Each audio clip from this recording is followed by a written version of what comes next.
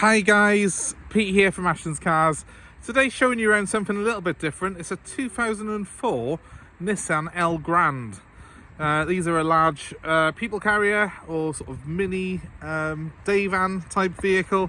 They're a Japanese domestic market vehicle. They weren't sold in the UK as an official Nissan import. So this car was first registered in Japan. It got registered over here a couple of years ago, and it's had 2 owners in the UK since it's come over. I've just taken it in Part X. It's the first one I've ever had, and I've had a good look around it. It's got some very impressive features and a few unusual bits of kit that you wouldn't normally see even on a new car. In fact, you know, it's hard to believe this car now is 19 years old this year, because it's very, very high tech indeed. It just goes to show how far ahead the Japanese are from us. So huge front grille on it, as you can see, lots of chrome. Looks a bit American really, from that angle.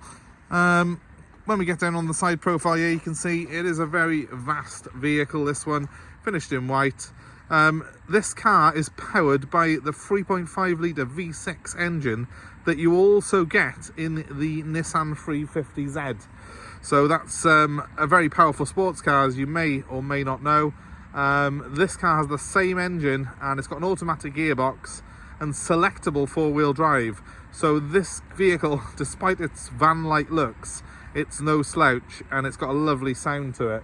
In fact, when we come around the back in a second, you'll see the twin exhaust pipes, which are a bit of a giveaway to the performance that it's got.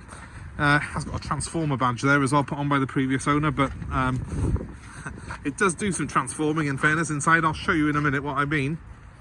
But here we are at the back, twin exhausts on this particular one. A little bit of a giveaway that it's got a big thumping V6 under the bonnet. So not your average sort of diesel van, this one. It's a petrol V6. It sounds good. It's got a nice sort of throaty sound to it. And yeah, sort of probably would catch a few people out of the lights, I think, because it's surprisingly brisk. So it's big, it's bold. It's got the alloy wheels, which I think come from a Nissan Juke. They're not the original ones, that's for sure, but it's been upgraded by the previous owner with the wheels.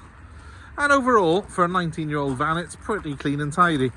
It has previously, though, been a Category N on the insurance register, which means it's had damage and been written off by the insurance company as you know, not viable to repair. But the only dent I can find on the car is that. It might have had maybe a little bit of a repair previously. The previous owner didn't even know that it was on the Category N, so it's hard to understand where that is. But they do tend to write, even for small dents like that, they tend to write imports off because they can't get parts, insurance companies, so it's easier for them to write the car off than repair it, as crazy as that may seem. Okay, so let's have another look around this car. Let's have a look inside it, because there's a lot of things to show you. So first off, locking this car and unlocking it's pretty simple, and starting it is keyless. So if I press that button there, the car locks, and if I press it again, it unlocks. I'll show you properly the interior in a minute, but look, hey, it's very Tesla-like in a way. We've got the vents, the full length of it, and this screen, which can move about. It's got vents behind it even. Very cool.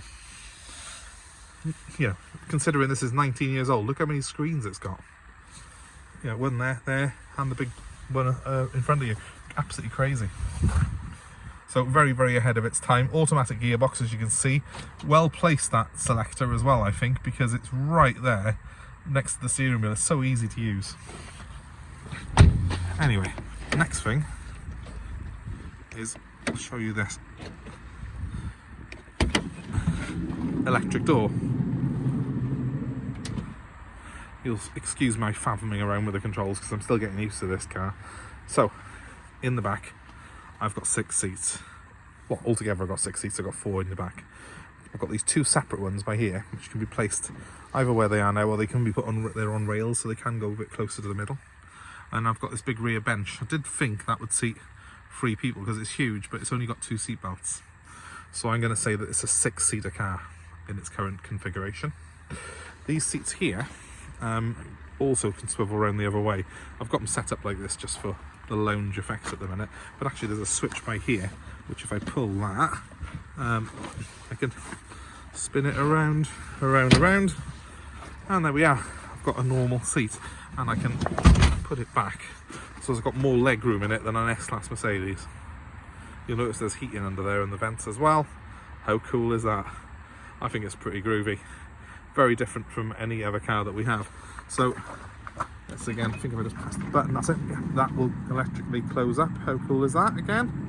See, it's almost earned that Transformer badge, I think, with some of its tech, this car. You know, these might look like it's got huge panel gaps on the video. Every gap on the panels has got a beaded black edge on it, right the way throughout the car. So that's put on, I think, by the previous owner, just because he obviously loved it and wanted to keep it in excellent condition. Back here, very, very, very small bit of rust coming through there, but we'll deal with that before it goes out. And let's just open this up to show you. It's got a Nissan Z car badge there on it as well. It's got the Engineer one, so why not? Right, so here we have the boot, which actually is reasonably big, even with these seats in place. There's quite a bit of room here, but we can fold these up. They do fold down and go up and hang on the armrest there, so you have a huge back on it. And there we go, we can see that rear space again. Really, really handy. It does, I believe, convert into a double bed in the back if you want to, and some people do convert these into camper vans, which might be something that would be of interest. As a camper, it would be worth an absolute fortune.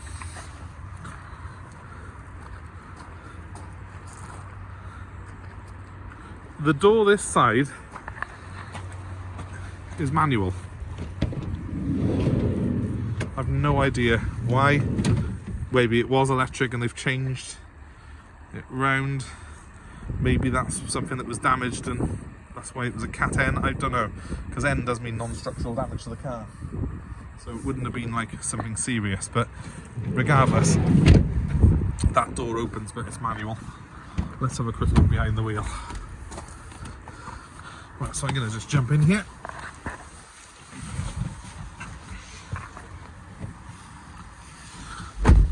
So, pretty high tech for a 19-year-old, I think. With my foot on the brake, I can just turn where the key would go. I've got the key in my pocket and start her up. Now, in Japan, they are right-hand drive, which is why the steering wheel's on the correct side of this car for us in the UK. But they do have distances measured in kilometres. So, the speedo has now been converted to miles per hour. So that's all reading normally, but the odometer is in kilometres still. So this car's done 165,000 kilometres, which is about 103,000 miles. Again, it's 19 years old, so that's very low mileage for the age. Now you will see that there's also a diagram there of a vehicle with the rear wheels lit up. It can be put into a four-wheel drive mode, should you wish to. It's even got snow mode on the gearbox, so it is quite capable. Previous owner had actually used this car in the recent snow and said he was very impressed with the performance. I'm going to give it a very quick rev. There's a very un-van-like sound to that because we've got a nice big thumping V6 there, which has got a beautiful soundtrack to it. The car's also been fitted with a fairly decent sort of Android head system by here, and we've got heating controls and stuff like that, which when you adjust them come up on this big screen in front of us. And again, we can move this around and have it where we want. It's pretty basic, but it's pretty cool looking, I think, isn't it? It certainly was very, very futuristic back in 2004, this car. Gear change is lovely. It's got an aftermarket selector on it, but it's an absolute joy to use. It's also got a Tiptronic manual function for when you want to have a little play with it. And you've got these switches up by here, which I'll try and zoom in on, with power mode, which means you get a bit more kick down. Snow mode, which means it holds it into second, starts in second gear. Two-wheel drive mode, which we're in now. Auto and four-wheel drive lock. The auto mode will flip between two and four-wheel drive, depending on what the car can feel its wheels doing. For the most part, we leave it in two-wheel drive because, quite frankly, why would you want to mess around driving in four-wheel drive and using more fuel up when you don't need to? And speaking of fuel consumption fuel consumption is going to be in the 20s on this car, guys, I'm afraid. It is a V6 engine. It's not a light car by any stretch of the imagination. So it sounds beautiful, it performs amazingly well, but you are not going to run this for the price of a Ford Fiesta, I'm afraid. But if you're buying one of these, you know that, and you have got a hell of a lot of space in you. And with 6 seats, you could probably even fit an extra one in the middle there or something. You know, it's got the room of an 8-seater, this car has, but legally it's a 6-seater. It's one hell of a thing, and it's very well laid out. The switches are just absolutely beautiful on it. And turn the dash lighting up with that one there. It's just quite a nice layout. It's very aesthetically pleasing. Why didn't we ever have things like this brought into this country? I have no idea. So, we got here open. Oh, I can open the doors electrically from in the car. And that's probably just answered my question, is that the right-hand door would never ever have been electric then, because there's only one switch here for it. So it only ever does, it's only got one switch there, which is for the passenger door. And I can close it as well with that, I'm assuming.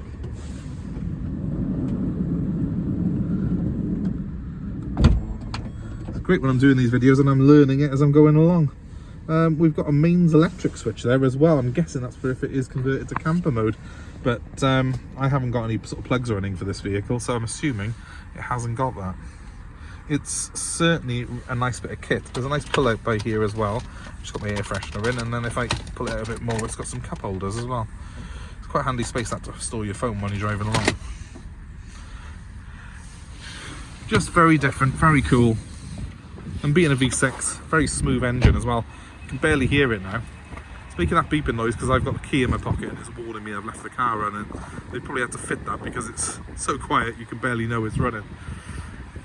If you're looking for something a little bit different that can carry your family around, this is brilliant.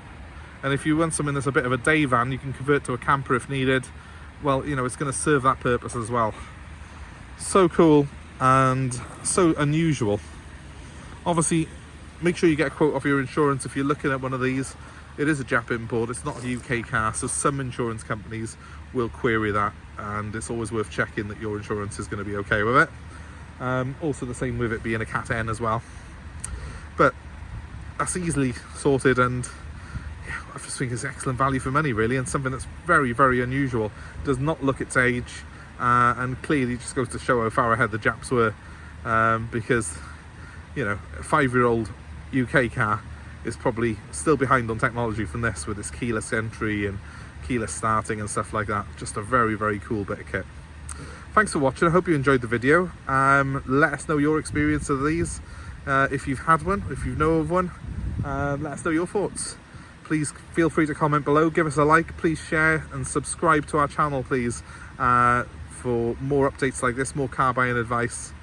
And I hope to see you very soon. My number, I should say, if you're interested in buying this car, is 07932 873 646. I'll say that one more time, 07932 873 646. You should see the subscribe on the screen now. Give that a click, guys, and you can subscribe to our channel. And thanks ever so much for watching. Have yourselves a great day.